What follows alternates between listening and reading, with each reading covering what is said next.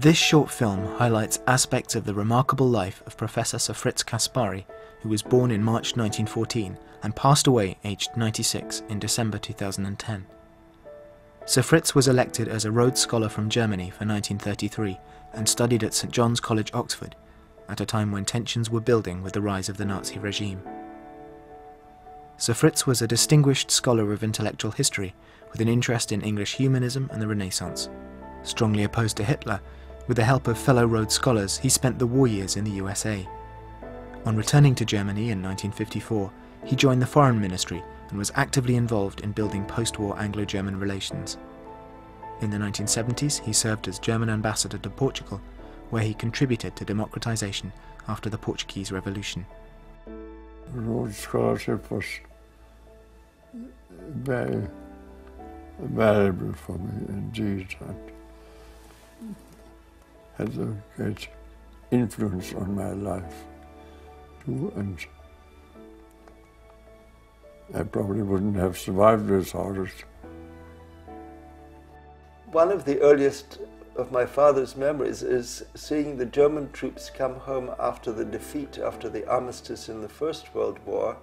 His mother took him to the Rhine, and he saw all the German soldiers with their horses and carriages and gun carriages coming back across the Rhine bridges looking very dejected. He had a rather strange start to his life because they moved back to Germany early in 1914, shortly after he was born, and his father went on a business trip to Russia, not knowing that the First World War was about to break out, and so he got taken as a civilian prisoner of war there. So he didn't really meet his father until about 3.5 years later. And so during the First World War, he lived in his grandparents' house and was taken care of by his mother there and his grandmother. My grandmother was a pacifist after the First World War. She was quite heavily involved in that. So she had sent her children on exchanges to Norway, to France, and so this fitted in with the sort of international crossing boundaries approach which she had taken and had encouraged. Fritz Caspari was born just before the outbreak of World War I, but grew up in Heidelberg. His childhood engendered a curiosity for new experiences. After school, Sir Fritz came to England to study the language, and there met Albrecht von Bernstorff, a German Rhodes Scholar elected in 1909. Von Bernstorff was a German liberal and a diplomat who worked to promote Anglo-German friendship after the First World War, a role Sir Fritz himself played some decades later after the Second. Bernstorff encouraged Sir Fritz to apply for one of 2 German Rhodes scholarships available. The selection interview was a nerve-wracking experience. There had been quite a lot of interest in the scholarship because there were, at that time, it was during the World Economic Crisis, there were very few scholarships or fellowships or that sort of thing, and I think there must have been 45 applications for 2 scholarships. Selection committee sat with their backs to the windows, so the candidate didn't really see their faces very well. The other candidate, who actually got the scholarship together with me, "How did you go out?" he asked me. Now, he was East Prussian and had still been brought up very much in the monarchist tradition in Germany. And I said, well, I got up, I made a little bow to them, turned around, went to the door, made another little bow and left. He said, "You will never get the scholarship." And I said, "Why not?" He said, "Well, you had to walk out backwards. You see, court manner can't turn back." And I said, "Did you manage to walk out backwards?" He said, "Yes, of course." But we both won. Despite the situation in Germany and growing international tension, Sir Fritz was able to embrace life in Oxford fully. I enjoyed life at Oxford. I had friends. I think I'm the only one of that group who is still alive. He was always very proud of the fact that he was on a trial 8 for the Oxford boat. He did row for St. John's, but he didn't want to row for the university because he said it would distract him too much from his studies. He especially enjoyed being a member of something called the Archery Club, which provided an opportunity to entertain female guests and shoot arrows on St. John's lawns. There were very few Germans in Oxford at that time. He went there in 1933, so it was still relatively early in the Nazi era, if you want. And so I think he was very well received. I think there wasn't any prejudice arising from what was happening in Germany at the time. As a Rhodes Scholar in Oxford, Sir Fritz, proud of his German heritage but deploring the Nazi regime, faced unexpected situations. We were to have a dance in Rhodes House, I think. They wanted to put up the flags of the country from which the Rhodes Scholars came.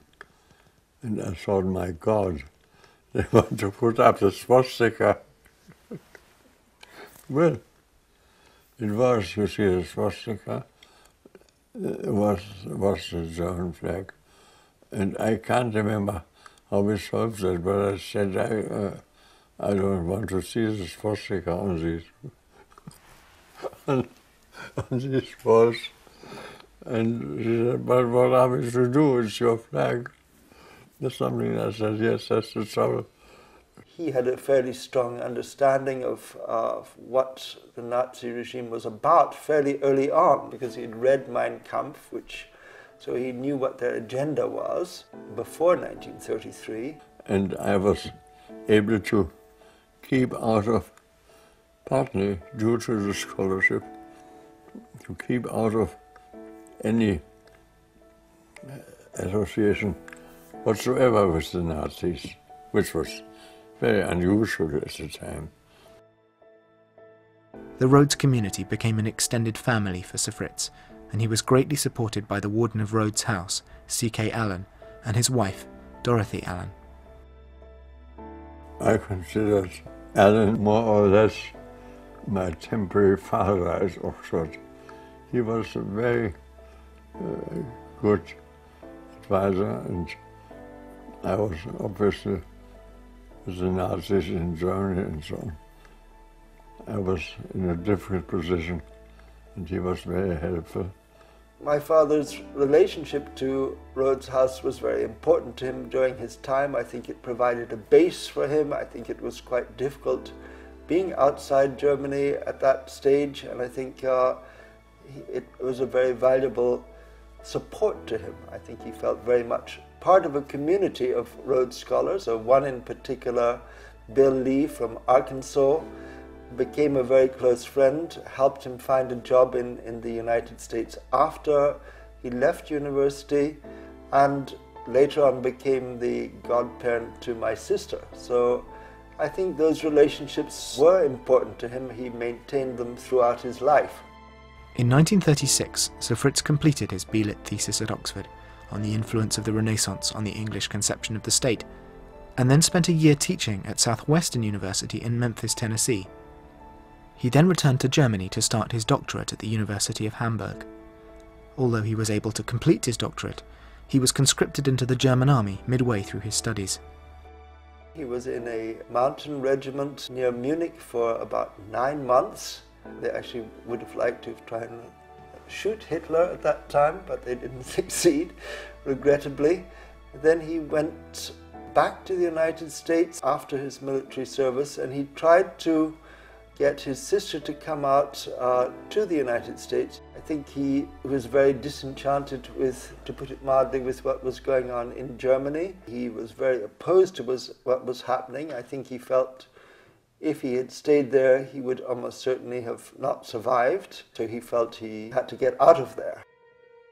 In Oxford, Sir Fritz was popular with fellow Rhodes scholars, including Burke Knapp from Oregon and Bill Lee from Arkansas. American Rhodes scholars helped Sir Fritz to leave Germany for the United States before the outbreak of World War II, an opportunity which he believed helped save his life. However, Sir Fritz's relationship with another German Rhodes Scholar, Adam von Trott, caused him problems. The American authorities suspected von Trott to be a Nazi agent, although von Trott later became involved in a plot to assassinate Hitler. At the time of their arrival in the USA, however, von Trott was under suspicion, and as his friend, so was Sir Fritz. Von Trott, who was a friend of mine and with whom I've been much concerned. The US authorities felt that this connection with von Trott, who was perceived to be acting on behalf of Nazi Germany, was somehow not, my father was collaborating with him in some way, and so the US authorities were very suspicious of that link. My father had sent a message to von Trott in his hotel when he arrived, saying he'd got through everything as planned, everything was working out fine, so that was seen as somehow they had some devious plot which they were working on together, and I think that was held in evidence against him later. Sir Fritz was interned twice in detention camps in America, and his family has the FBI files charting the insubstantial evidence which was collected against him, as well as many letters written in his support, including those by American Rhodes Scholars. My sister managed to obtain his rather voluminous FBI file, which shows all the evidence about how he was being pursued and the agents tailing him. After Pearl Harbor, he was arrested at that point and taken into an internment camp, and that was a major shock to him. I think I was number 2793 or something. We were not called by names. I was, after all, an alien enemy, and I was locked up for a while. I was twice locked up. Early in the war, Sir Fritz met his future wife, Elita Galdos Walker, in California. Despite the happy turn of events, the FBI continued to tail him, building evidence which led to a second period in detention. One thing which puzzled us in this FBI file was a rather bizarre story of my father walking in the hills in California in the mountains with a woman who was obviously my mother, and they'd gone up to a lake for what sounded like a picnic. However, the agent describes my father going to sit down next to the lake, which was obviously a lake with a dam, and signaling something with mirrors in Morse code, and we puzzled for quite a long time what this was about. Finally, we worked out that my father was, he's not a musical person, but he does play a mouth organ. And so what we worked out was that he'd been playing a piece on his mouth organ to my mother, and this was the reflection of the light on that mouth organ was obviously taken as the signals for some devious enterprise. He was signaling something about the dam, so that was really quite an amazing thing to find out, how the evidence was being built up against him. Characteristically, Sir Fritz turned a difficult situation into an opportunity to lead, and he set about organising better food for his fellow detainees, a task which was not entirely straightforward. In my second period of detention, I was in charge of feeding 300 people, Germans, Japanese, Italians, and when I served them potatoes, the Italians wanted spaghetti, and then when I served them spaghetti, the Germans wanted potatoes, but I did manage to feed them on just under 50 pence a day. My main fear was that they might exchange me to Germany. I think there were some exchanges, and I didn't know what would happen to me. Despite being interned twice, the situation was much worse for his friend and fellow German Rhodes Scholar Adam von Trott, who was executed by the Nazis in 1944, following his role in a failed attempt to assassinate Hitler. He was hanged by Hitler for his complicity in the plots to kill him. Had I stayed in Germany, like one thought, I would probably have been hanged. He could have got out into Sweden, but then he wasn't going to, and missed that chance, which I regret. I'm in touch with his wife and daughters. He would have been most helpful after the war. I knew him very well. Against the backdrop of war, there were lighter moments, not least when Sir Fritz married. Well, she was very helpful. Came and visited me when I was locked up, and he was engaged in the middle of the war. And I thought it was rather brave of my father-in-law. He sent in invitations to the wedding in which it was stated I was of Heidelberg, Germany. I don't think anybody refused. In 1944 he got married, they moved to Chicago, and they both got jobs he got a job at the University of Chicago, and she did a job as a librarian at the Newberry Library in Chicago. After 10 years of teaching at the University of Chicago, he was then asked to go back to Germany to help rebuild the German Foreign Service.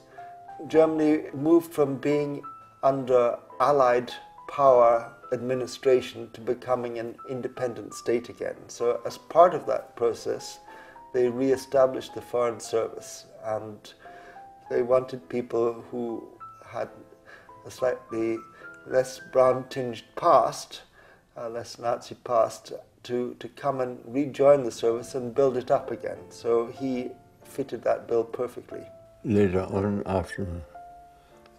when I returned to Germany, after my emigration, to become the head of the German president's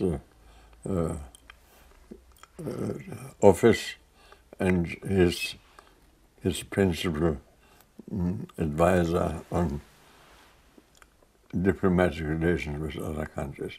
That was partly due to the fact that I had no, as we said in Germany, no brown touch. The brown touch was the Nazi touch, of course. I had none. When I got back, I was really the only person in the Foreign Service who knew anything about Britain. I mean, isn't that a funny thing? And so I was almost immediately put in charge of German-British relations. It was a period when relations with all these countries which had been damaged hugely by the occupation and crimes committed during the Second World War could be rebuilt. So it was an important time to be there. That sort of sense of responsibility, which I think is instilled by the Rhodes Trust, contributed to that. I think he was always very politically interested himself as well, and I think he had a strong sense of wanting to rebuild Germany at that time, to contribute to the rebuilding of Germany. He could have also become an American citizen while he was in the US, and he never relinquished his German citizenship. I think he always felt German. He always felt a responsibility to that country. From 1974 until 1979, Sir Fritz served as German ambassador to Portugal, contributing to the democratization of the country in the wake of the revolution of 1974. Throughout his life, Sir Fritz retained a strong interest in the history of thought, writing a major book on English humanism and the Tudors, and several academic papers, as well as serving as honorary professor of English intellectual history at the University of Cologne for some decades from 1955. Sir Fritz retained strong links with the Rhodes Scholarships. In 1938, he served on the last selection committee for the Rhodes Scholarships from Germany before World War II, and in 1969, he served on the first selection committee for the reinstituted Rhodes Scholarships from Germany after the war. The German scholarships were very important to my father. I think winning the scholarship was hugely important to his own life, and I think he felt he wanted to be able to regenerate that opportunity for successive generations. And so I think that was a very strong motivating factor for him to work on having those scholarships reinstated for Germans, which he did do in the late 1960s, 40 years ago, indeed. When I was a Rhodes scholar, there were hardly any Germans around, and now I think there are about 150 or so. So that's quite a difference. Elected an honorary fellow of St John's College, Oxford, in 1972, Sir Fritz was knighted by the Queen, was awarded the Grand Cross of the German Order of Merit in 1974, and was honoured with Portuguese and other decorations. His studies at Oxford and the close bond he formed with others in the Rhodes community helped to shape much of his remarkable life.